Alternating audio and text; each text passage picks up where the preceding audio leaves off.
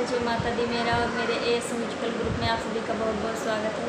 तो एक मैं शंकर जी का गीत लेके आई हूँ। जैसा होगा आप लोग कमेंट में बताना, और पसंद आए तो लाइक और सब्सक्राइब करना और शेयर भी करना।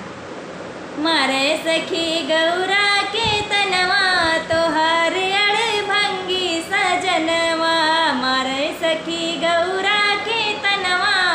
तोहार अड़ भंगी सजनवा, हमरे पिया के तो महलाया टारी, महलाया टारी हो महलाया टारी, हमरे पिया के तो महलाया टारी, तोहरे के पर्वत रहनवा,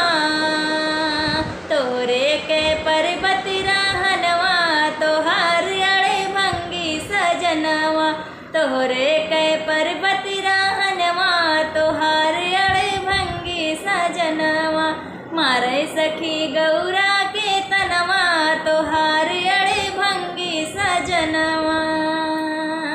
हमरे पिया पहिरे सोना यौ चांदी, सोना यौ चांदी हो सोना यौ चांदी, हमरे पिया पहिरे सोना यौ चांदी, तोहरे तौ सांप कई गहनवा तोहार अड़े भंगी सजनवा, तोहरे तौ सांप कई गहनवा तोहार अड़े भंगी सजनवा, मारे सखी गौरा के तनवा तोहार अड़े भंगी सजनवा, हमरे पिया खाई मेवा यौ मिश्री, हमरे पिया खाई मेवा यौ मिश्री, मेवा यौ मिश्री हो मेवा यौ मिश्री, तोहरे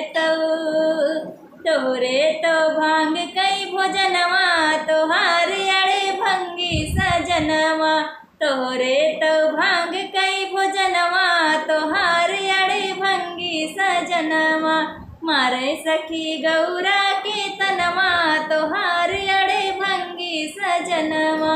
मारे सखी गौरा के तनवा तोहार अड़े भंगी सजनवा।